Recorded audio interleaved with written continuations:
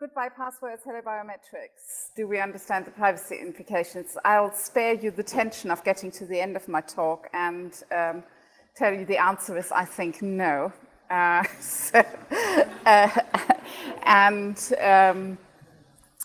I'll explain to you why I think that, and then some thoughts about, if we don't understand, once we do understand the privacy implications, how should we respond to this?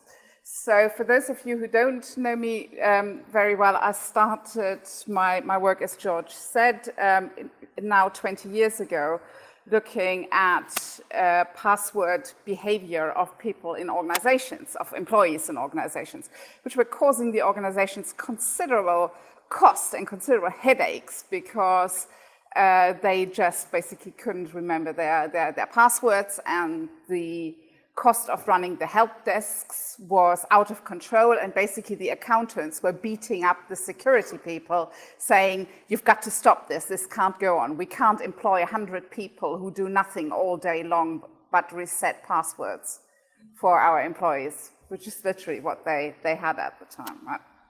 So, and I was basically, so I got into, beware sometimes, these sentences that totally change your career. In my case, it was, could you do a quick study and tell us why these stupid users can't remember their passwords?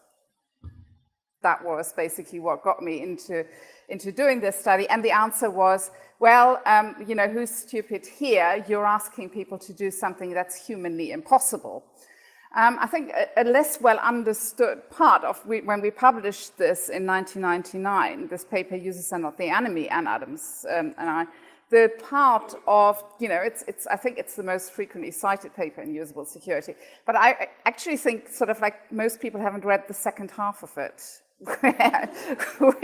where we actually then explained what happened as a result is what are the consequences, the follow-on consequences, when the employees experience that they're being told to do something in the name of security that they find impossible to do, is their whole perception of security becomes that it's a joke, basically, right? And it just becomes a team sport to find workarounds around the security in order to keep the show on the road, keep delivering, your service and your productivity. And that actually is, to some extent, looking back at it, I'm actually shocked. I'm shocked it took 20 years for this recognition about what the damage is the damage is as a result of not considering what is the impact on productivity, and what is the impact on the mindset of the 99% of people who are not security experts and who find they can't follow these things that have been mandated. I think it's really only after the NIST study, which basically where we illustrated this, the great authentication fatigue, and said, really, you could argue to some extent nothing has changed since users are not the enemy, right? People are still feeling they have to authenticate far too much. They're failing at it quite often. And once you start looking at the impact on productivity, and that's not just the time they're actually spending on those authentication tasks, but it's the disruption that authentication causes. So when you're basically interrupted in the middle of a task and saying like, "Ooh, prove to me who you are, authenticate, give me your password, do something like this." It's not just the time you spend on that authentication task. You need to then go, when you're finished your authentication task, you can't seamlessly resume where you left off with your primary task, right? You're basically going, and where was I before I started this? And the pretty sort of like stunning insight, and I was shocked with myself that it's taken me as a human factors person, it took me this long to actually be able to express this and quantify this, is that you have to redo about 40% of the work you've already expended on the primary task. And then, before you're even back to where you were when you were interrupted. So this kind of like, once you start adding this up, the impact on productivity is truly, it's just gigantic. And you can observe anywhere in the NIST study, we published it with a small sample of users, but I've done work in organizations where we've looked at hundreds or thousands of users. The impact on productivity is truly stunning, and people react to this. You know, they don't take this passively, but what you can observe now is that people reorganize their workflow to avoid authentication. Yeah. So, of course, if you have a well-designed business process or a well-designed workflow, your operations people, you know, when they find this out, they start, you know, jumping up and down and running and screaming and saying like, you know, this isn't, you know, my whole business process isn't working as I thought, just because people start to batch tasks so they can minimize the number of authentications they have to do, right? And this is truly basically putting the, you know, the cart before the horse. And you can see in the corporate world what we've documented there is people actually opt out of services, they return devices, you know, so we described these examples in the study that they're giving their laptop back and saying, keep it, I'm not using it anymore, and then the IT department says, oh, but then you can't access your emails whilst you're away. And the response is, well, that's tough. So everybody has to wait 2 or 3 days for me to answer my email. And now add on the effect of that basically happening. So you're holding up lots of other people. And it's actually really truly gigantic. I mean, our estimations at the moment, we're still working on trying to actually quantify this in a solid way, is that we're probably, you know, that we're looking at a wastage of about 30% of productivity due to badly designed authentication in some organizations. So some people, of course, you know, basically then also they don't pursue innovations in the name because they go, well, the battle I would have to have with the security department in order to basically try this new thing would be so much. So that's one response. Another response that we found with software developers, typically what they try and do is just they engage in a massive collusion and hiding organization. They try to keep their ideas away and what they do away from security. And, you know, because if security finds out, they're going to tell us not to do it. And so some people just leave and trying to find, you know, another organizations where their productivity isn't so much undermined. And the irony is, of course, is do you get, for all that sacrifice in productivity, do you get better security? And the answer is no, because the policies and the security only exists on paper when there is basically a massive collective effect to work around the security rules. So people don't actually behave as, they don't necessarily completely disregard the consequence, you know, then it's not that they have total disregard for security, but they engage in what we call shadow security. So they try and find a way of managing the best they know without you know, in a way that they think is manageable and doable in the context of security. I think also the other knock-on effect that's very often ignored in organizations is when you get widespread non-compliance, you're creating a noise level on all your monitoring capabilities. And attackers love this, right? If you have lots of honest, engaged users breaking the security policy, they're creating a noise level on your monitoring function that for the attackers is just an absolute gift. You know, they can basically snorkel in this, you know, to their heart's content and do sorts of things without, you know, triggering any responses. So, and really, I look back at it and I'm still stunned and I go like, why did we allow this to go on for so long? You know, basically the introduction of touch screens has made the whole thing worse, you know, and we passed 3 years ago the point where the majority of passwords were not entered on keyboard, but on touch screens. And with touch screens, the entry of a complexity 8 or longer password increases by a factor of 3. The error rate goes up by a factor of 3. So, you know, and yet basically we, in the name of security, we kept clinging on to this, like, you know, oh no, you must basically do this. But without colluding in a malicious way, of course, what we now find is that the number of passwords, the diversity of password files at many service providers has declined massively, right? Because users somehow, with a little bit of experience, they'll figure out that there is a small number of passwords that comply with the policy, but only require one toggle between the two soft keywords, right? So again, gift to the attackers, who, in my experience, pay a lot more attention to human factors and psychology and, than the defenders do, and that's not a bad thing.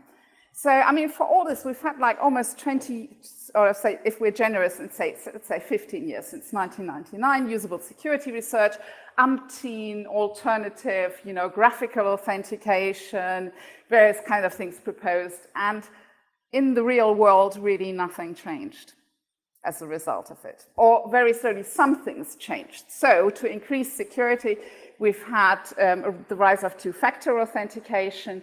The UK is one of the pioneers of this. It was deployed at pretty significant cost to the banks. Really, they spent 10 years standardizing a protocol for using it. Actually, very few customers realize that they can use that a lot of these tokens where you insert a card are actually, you can use the token from any bank and insert the card from any other bank into it. Most of them don't realize this and they complain. The customers are very unhappy. They complain about the fact that they have to manage, carry several different tokens, that the tokens work in different ways, that then the rules as to when you need a token and you need to get it is different, and they actually hate it. And so that's now led to basically a stampede where when people ring up and say, I can't use this, I've locked myself out, or they say, I'm going to another bank because I'm not doing this stupid two-factor authentication anymore, the answer is, have you tried our app on your smartphone, right? Do you have a smartphone? Have you tried our app? It's really easy to use. And so this is now basically the massive stampede, is that everything is going that way. So, and of course, what do we have on the smartphone? Biometrics, right? With the introduction of the iPhone, I mean, the whole biometrics research community, I hang out with these guys on a regular basis as well. It's like when we were at ISPA last year, basically they were still going like, I mean, it's basically there's two big things in biometrics, right? One is Aadhaar, which is the Indian national identity scheme with 1 billion users. And the other thing is the iPhone. And basically, suddenly you have fingerprint recognition. You have 6 million customers who are using fingerprint recognition, right? This is basically truly taken biometrics out of what was actually a fairly sort of orchid subject and a quite sort of close community, doing sort of various kind of things. It's now really hit the consumer market. And it's now, basically like the floodgates have opened. It's pretty much not just the touch recognition, but suddenly voice recognition companies who've been sort of like scraping a living, and really not getting anywhere for the past 15 years are now basically making the big sales and are widely used. Last year at CeBIT, Jack Ma of Alibaba, the biggest Chinese website, basically announced the Smile to Pay, which is face recognition on the phone, and which is as easy, he says, as taking a selfie. So this is a custom development by Alibaba's own software team. What I find really interesting about this, and I'm waiting to actually really see this happen, is that any of you get a biometric readable passport? Some of you must, right? Do you remember what you were told you must not, what the specifications were when you got the part with the photograph for it, if you had to procure it yourself? What's the key, one of the key restrictions? No smiling, right? And I'm going like, okay, right? Traditional face recognition actually has a problem with smiling, and now we basically hear, so he's effectively telling us they've cracked this. They're probably using the surface features, and they're using deep learning algorithm. That means they're not relying on the corners of the mouth as much as face recognition traditionally does. Very interesting. As a human factors usability person, I'm still going, okay, so you just made me pay far too much for this thing that I desperately need. And now to top it, I have to smile. when I'm paying for it, I think not everybody will be happy with it. Now, it's very clear that if you're using, the face, and it's very intuitively clear to people that that is not very privacy preserving. And so what we're seeing now is the hunt is on, for like, could we use biometrics, but that are more privacy preserving? And Yahoo basically alighted on this slightly what you might think is a slightly exotic little cousin here, which is ear recognition. But in fact, the ear has even been used in terms of national identity schemes.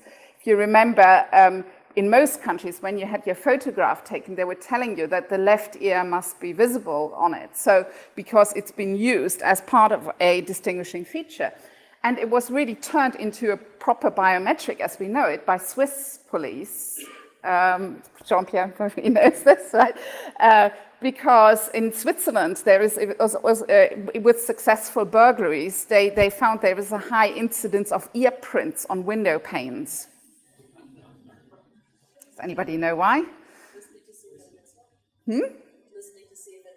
Yes, listening to see if anyone's home. And Swiss burglars do this more than burglars in other parts of the country, or at least they used to, because if you break into a Swiss home, the likelihood that there is if there's a male person inside, the likelihood that they have a rifle and know how to use it is much higher than almost than anywhere else, except possibly in the US. That is, so it's a nice idea in a way. It's like, I'm not showing my face. All I need to do is point the camera at my ear. It's slightly tricky since you're not really getting any visual feedback. You need additional auditory feedback to position correctly. But, I mean, really, the floodgates have opened. And I have to eat my words on this one. I always used to make fun of this proposed authentication scheme that's using EEG, where they just say, oh, just think your password, and we're taking an EEG, and that's basically then used to authenticate you. And I always basically held this up as something that's impractical, but actually, guess what?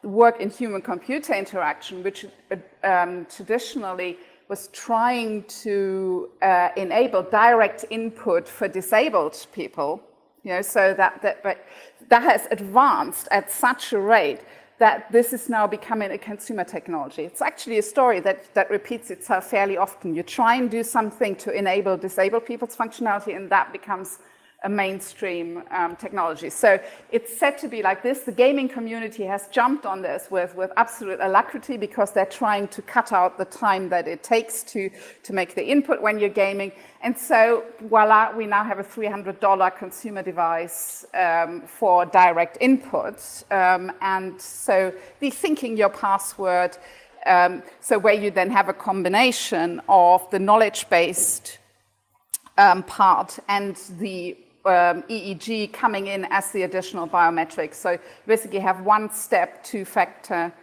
and arguably zero-effort authentication, which is intriguing. But you're seeing already here, we're getting the shift. So in a way, the news about fingerprints and face and so on being used is pretty much last year's news, right? It's not just tech. And the rise of behavioral biometrics is really what's this year's news. One of the factors that stood in the way of adoption of traditional biometrics, the traditional static biometrics that take a physical characteristic of the user, has been that there are two types of failure rates. The failure to enroll rate, and then you've got either the failure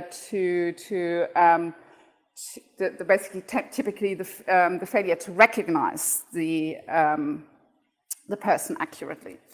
And there's a combination of different things. So typically what happens is you get very good failure to enroll rates, i.e. very low failure to enroll rates on something like the face. You get higher ones on fingerprints, but then when you're trying to deploy it, the failure to recognize a legitimate user who's turning up with a token and says, they're just too high. So the ones that have a high failure to enroll rate tend to perform quite well for the enrolled users, and the ones that have a low failure to enroll rate tend to have very high false recognition rates out in the field. And these that has, of course, a lot of practical implications. And that's really held, has in a lot of operational contexts, many system owners have hesitated to deploy it because if they do operations research and they understand productivity, they know what it means to even handle a 1 or 2% false rejection rate, never mind a 5 or 10% false rejection rate, which a lot of these static biometrics have shown to have in the field. So, voila, now we get behavioral biometrics, and counterintuitively, what it seems to turn out is that they basically can get to freakishly high accuracy rates, which make deployment possible. So Roy Maxion at CMU has basically spent a long time working on typing biometrics. Essentially, the whole thing started by him showing that the previous only 95% accurate was down to some very elemental systems engineering failure of the people who did the measurements. Essentially, they didn't realize that clocks tick different on different machines. And once he basically sorted that out, he's basically saying, 99, 100% is really not, it's achievable, and it's achievable with a relatively low number of enrollment rates. So, and that story seems to be repeating itself with various other things. Well, or of course, with a lot of them, we get that in the sales brochure that this is the accuracy. We're not getting our hands on the data. So what's happened with the shift to biometrics is the banks are still sort of smarting a little bit from that expensive failure of introducing two-factor authentication. And they're starting to think like, what, biometrics, okay, now, do we really understand how this all works? And, maybe we should contract this out to specialists. And that really is the story that's happening now, is that on a large scale, banks are just handing over authentication to specialist companies that do this, and then effectively just pass a yes/no response back to the bank. So there's basically in various countries, there's this company in Sweden.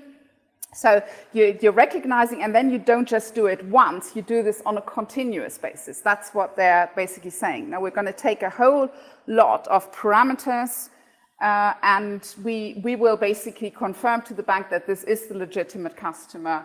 And of course the banks are going like, great, we'll have some service level agreements. And I'm just sort of a little bit worried how few people are aware of the existence of companies like BioCatch that operate services certainly in North and South America for all the market-leading banks. So they basically using behavioral profiles based on unique parameters, as they say, cognitive traits, hand-eye coordination, behavior pattern, usage preferences. Some of this stuff is like fairly straightforward, like location and so on. Yeah, we know about that. But it's also these things like of how you make the input on the touch screen. Already sort of thought about that as a behavioral biometric.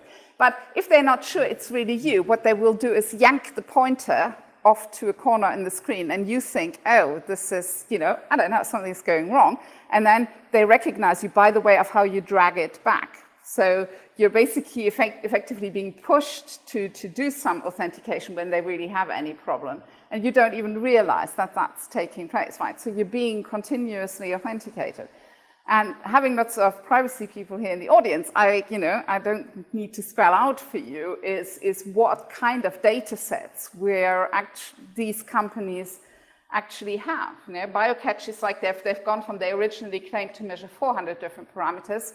Recently, they changed it to 500 different parameters on their website. And as I said, it's like the vast majority of the customers of these banks are completely unaware that this is what's happened. So I don't think they're realizing this.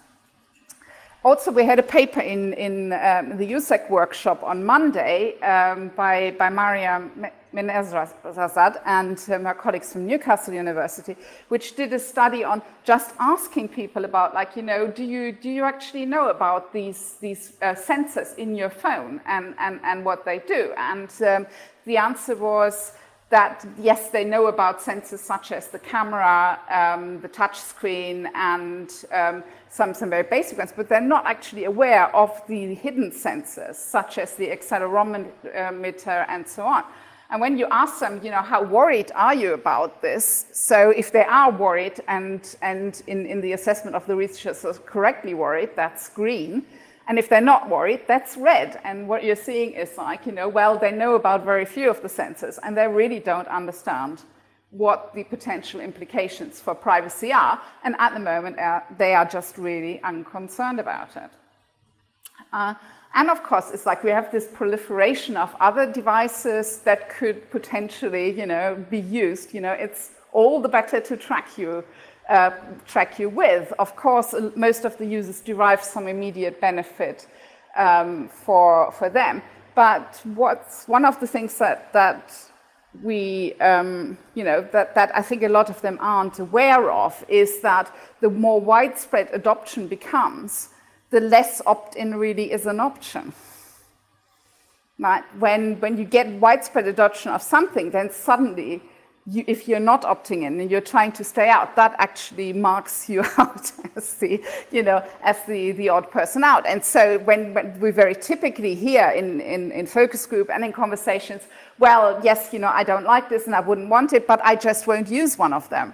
And you gotta, you know, no, they're actually not understanding that this in itself is not, you know, that being a refusenik in the way society is going is not an answer.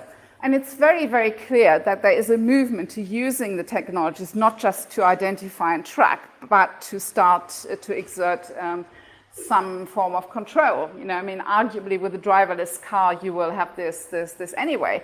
But even while we're still on the route there, try to get insurance if you're not enabling, you know, not allowing a certain degree of monitoring to happen. And, you know, I think we're only a year or two away from when cars won't start, you know, if you're too tired or you've consumed certain substances and so on, because the biometric sensors are already in the cars and they're being added at a furious pace.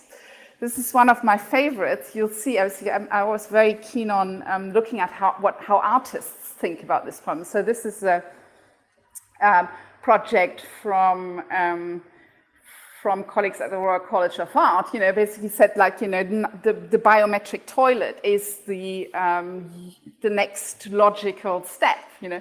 And I guess you don't have to tell that to Japanese toilet manufacturers who've already incorporated a huge number of things into the toilet. But let me come back to that later on. You know, so why is this one is this one so potentially subversive?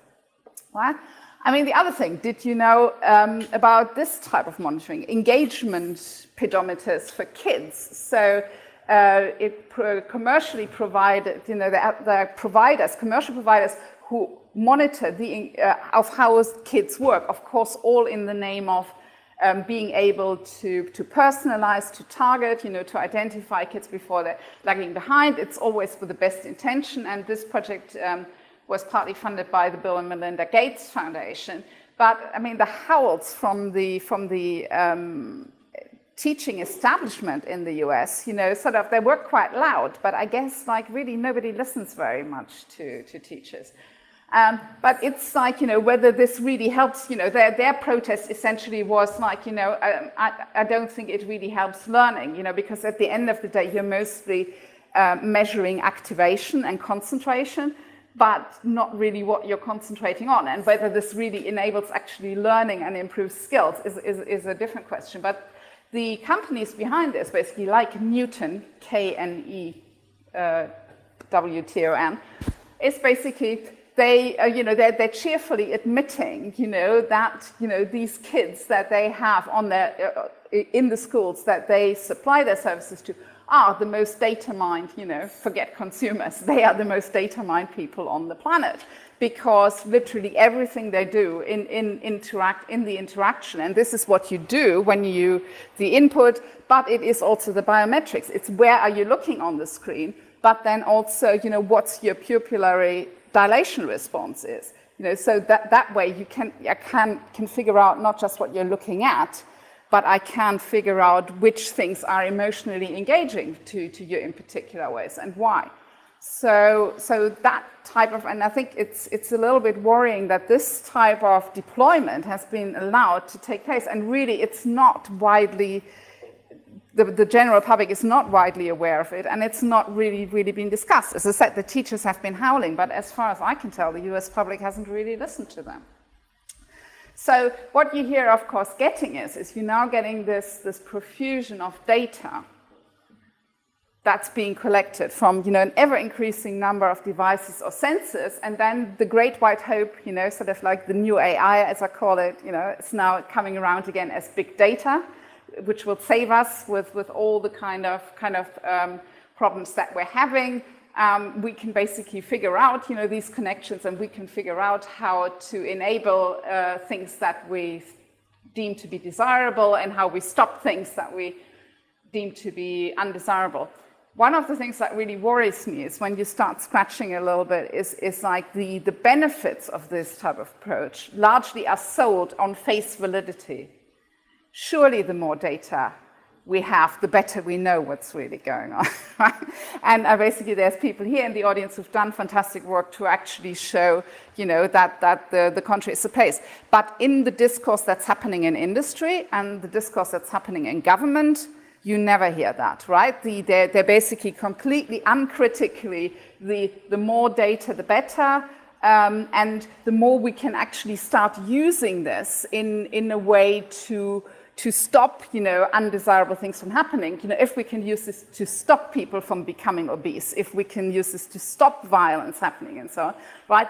That would be the great thing. And that actually is the sort of like the model in the decision makers' heads that's driving a lot of this. And the debate about the next step from this, the social sorting, isn't really happening. I think this incredibly prescient report that the UK Data Protection Commissioner commissioned in 2006 called Sleepwalking into Surveillance Society. One of the authors, David Murakami Wood, basically said, the surveillance is everywhere, and the automatic classification and risk-based profiling that's happened, that is when they're talking about we can identify, problem children, we can identify, people who might be about to do something violent or criminal or whatever. This is social sorting. So, and the insidious part about it is that you're not running up against a big stop sign that says, no, don't do this. It's, in most cases, is you suffer exclusion without even realizing it, right? You simply will not be offered certain services or options. You will be presented with only certain options to do. And again, that ACLU pizza clip is like 10 years old, but still, if you haven't seen it, it's still worth listening to. Go and just Google for ACLU pizza and you'll see it. And in the commercial sector, this is happening on a grand scale. So the UK is completely postcode mined, and there are personas. There's basically demographic mapping and personas for each UK postcode. So they basically have 15 demographic groups and 66 different types. And so if you want to market your product or you want to sell a service, you can very neatly figure out, according to Experian that sells this product, which postcodes you might want to offer these services to and where you might want to target your marketing. That's one thing, but it's also used, for instance, a big customer of Experian is the UK government. And they use this, for instance, to figure out where to target policing resources. They use it to figure out where to target leaflets to warn against the dangers of teenage pregnancy, and so on.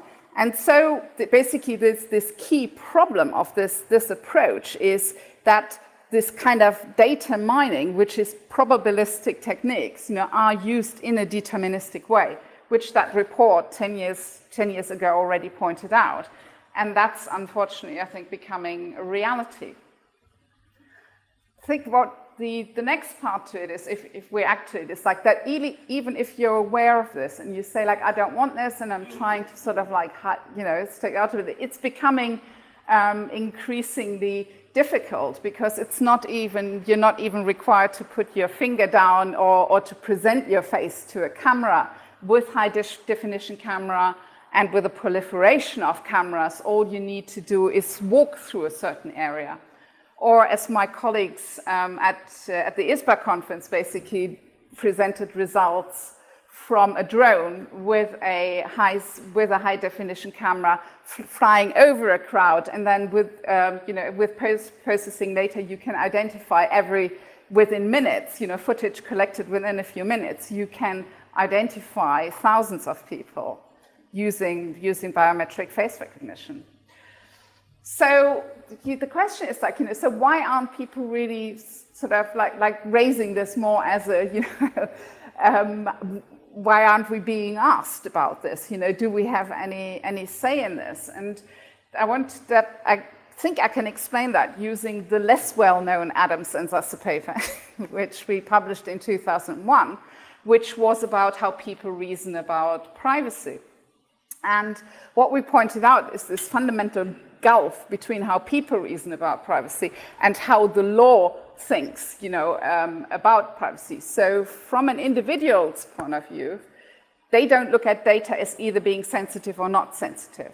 So the whole contextual approach to thinking that other authors subsequently formulated more clearly than we did it in this paper, is very, very inbuilt to people. They very much think about this is a particular context. This is a health, I have a health problem and there's somebody who's helping me versus somebody who I know nothing about is asking me on the street, or the government is sending me a questionnaire with 100 questions asking me about things. These are different contexts, and the same piece of information might be judged by the same person to be sensitive in one context, not in another. And the weighing up that happens then is it takes place in an essentially economic framework, right? So most people are not privacy fundamentalists. They are, the vast majority of people are pragmatic, as we call them. And so they're asking, what are the risks? What are the benefits? And most people, if you ask them, quite cheerfully say, yes, for certain benefits, I'm prepared to accept certain risks. And they judge that by looking at, who am I giving this information to and what purpose are they going to use it for? That's essentially their risk calculus. The problem with that, of course, is that they're working with severely restricted, imperfect information, and they have cognitive biases that mean they're doing a pretty lousy job on the risk assessment. The benefits are immediate and tempting, and often very appealing, and they basically get magnified. And so that whole balance, that balance trade-off that they think they are making is in reality not taking place. The more you're actually not even realizing that the data is being collected and how it's being used, of course you can't make any of these trade-off decisions that people currently often think they are making. It's again about 20 years ago already. David Schenk in a book basically pointed out, he was pointing out that these marketing techniques that are being used, so already 20 years ago in the US, they would get people into typically males, who were bored in a shopping center on a Saturday, say like, would you like to earn $50? And you fill in a questionnaire, and then they ask you to look through some adverts, some magazines, and they do eye tracking to basically deploy exactly these things, to look where you're looking, but also by your pupillary response determining what kind of emotional loading you might have on that, and et cetera, et cetera. And if that's then subsequently deployed to offer you things, and to offer you things at a time when they can also determine from your behavioral biometrics that you might be tired, or that you might be in a bad mood, that you're suffering from ego depletion, currently very fashionable to talk about ego depletion, when your willpower has been eroded. That's, of course, then all the better to sell you with.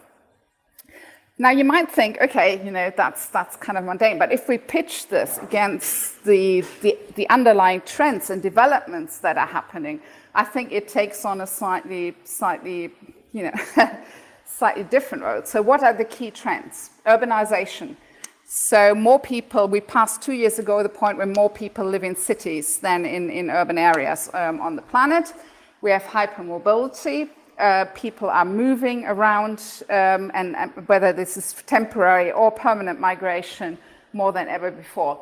And this is putting pressure on resources, right? So just the fact that they're congregating in certain parts is putting pressure on resources. But of course, governments face increasing reduction in resources that they have.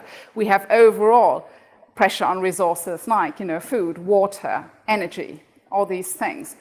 And it basically makes it inevitable that governments or certain bodies who are looking after things have to exert some form of control over those resources. Technologies, if you need to basically say no to people, technology is great, right? Rather than having to stand up and face-to-face say to people, no, you can't have this, or no, you'll have to pay a lot more for this, or so.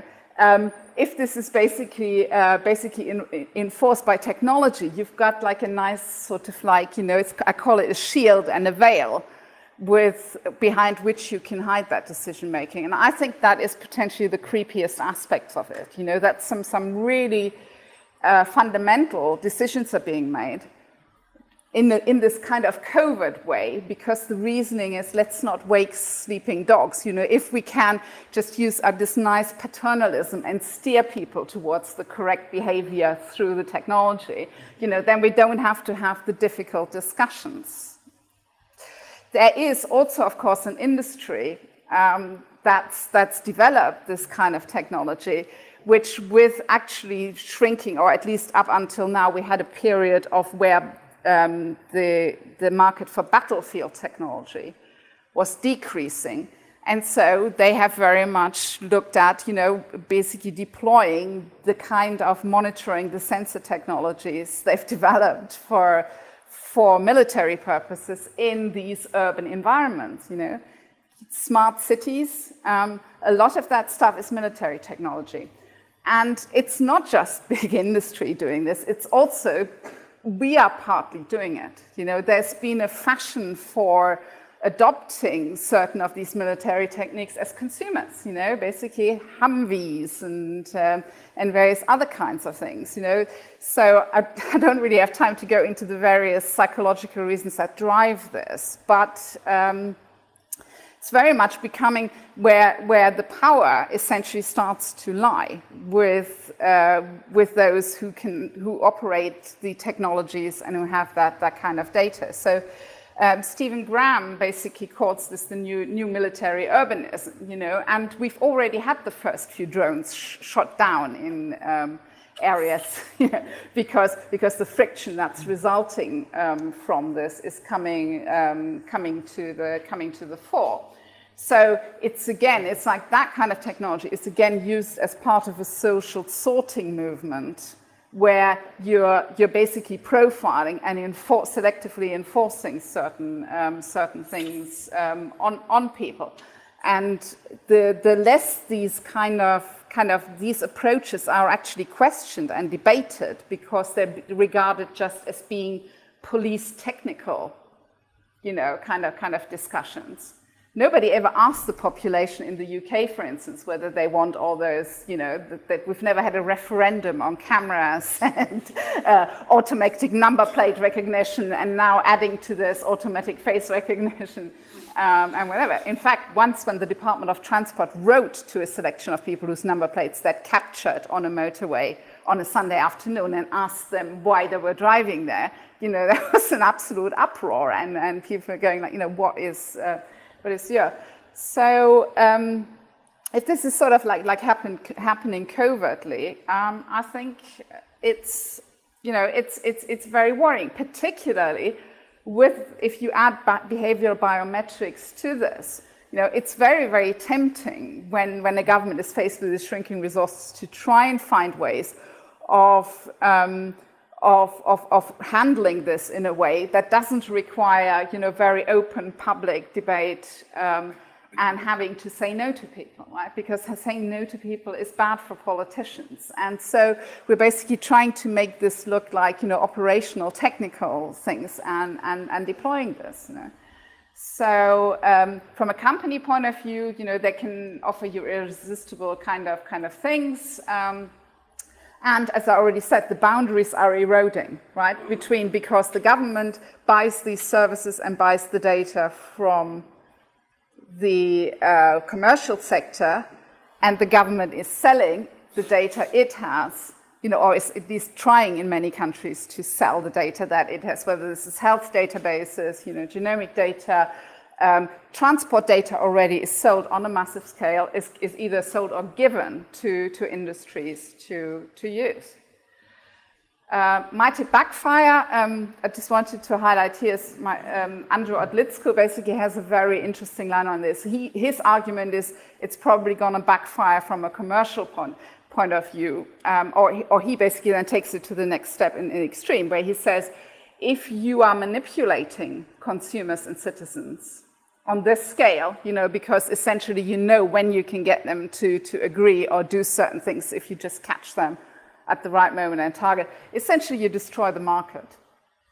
And he argues that's the end of capitalism and, you know, whatever comes next. Go and watch his YouTube video on this. They did a nice video recording. He's done that talk a couple of times, but he gave it the talk to the Italian Chamber of Commerce earlier in the year, and that recording is quite good. It's online.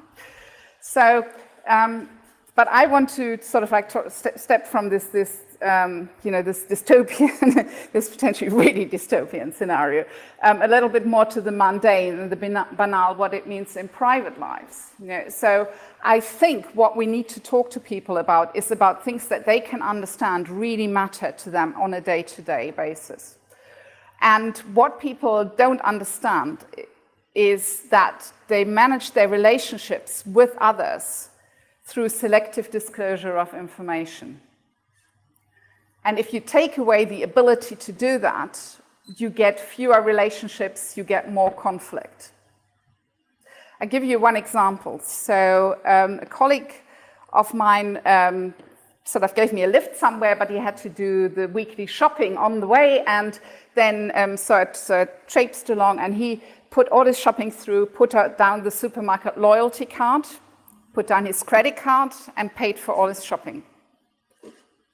And then he put down 3 packs of chocolate biscuits and paid for them in cash. I'm going like, do you have health? I didn't realize this supermarket does health insurance as well. He goes like, I don't care about the supermarket. No, what he cares about his wife. Because the wife will basically get the receipt and, you know, and the thing. And so it turns out, he tells me this story, that his wife is a bit of a health food maniac, right? As he and his 2 daughters see it, you know, they think she's a bit extreme. She won't allow shop-bought biscuits or cakes in the house, right? And after a couple of years of arguments about this and so on, they kind of like reached an agreement where the kids, where my friend and the 2 daughters basically said, fine, we won't have the cakes and biscuits when we're at home because it'll just trigger these massive rows and these arguments, and we're not really agreeing on this. But basically, we'll get our own back by having secret biscuit fests, you know, in the car or when we go out for a walk.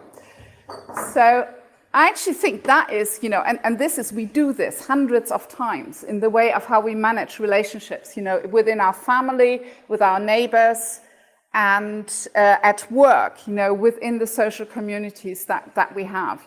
At the end of the day, you know, we get along by doing this. And I think one of the really key things we need to do is to get people to understand this, you know, that this is not, you know, that the privacy security trade-off being pushed and so on, it's not. it goes to privacy is really fundamentally important to your processing. So when people realize, that their privacy is being eroded and this is detrimental to them, we have the research from the last five-ish years. People do engage in privacy protection behaviors, and they're even willing to take a certain amount of effort over this. With behavioral biometrics, my concern is that the kind of things that people do online, basically just inventing a date of birth or inventing another persona and so on, that with behavioral biometrics, these traditional privacy protection behaviors are being eroded. Another one is particularly Dana Boyd's research pointed out that teenagers, who are often held up as the ones who don't care about privacy, actually have very sophisticated privacy protection behaviors. What they post online basically has a completely different meaning to them than it has to their parents or teachers, who they are trying to protect their privacy from, and they basically develop various techniques quite well. That's great. And there's other forms from at the Security and Human Behavior workshop this year. We had the artist Adam Harvey basically presenting us with various things, such as, this concepts like the anti-drone burqa, or the basically using hair and makeup to fool face detection. So his argument is, if you understand how image processing works, you can actually deploy these things to stop it, to basically stop it from working. Some lovely thoughts there. Look forward to my students looking through this. Whether this is enough, I think with the rise of behavioral biometrics and the connection between all the different types of data, if you look at projects like super identities, where they're tracking people down just by measuring if you're say a pedophile perpetrator and you just carelessly had a bit of your hand caught on video. What they've demonstrated is by combining these kind of physical measurements and tracking online behavior, they can actually identify these people and track them down. I think we need to, the privacy protection behaviors would need to become sophisticated to a degree that I think is, it's impossible. And that basically really is why it's necessary to bring this basically out into the open and really discuss and make it clear to people how this is being used. I think to the general population, that extraordinary statement, we kill people based on metadata, and then can we please consider and if you consider the accuracy of it, as Christian Grothoff and a colleague pointed out in their recent article.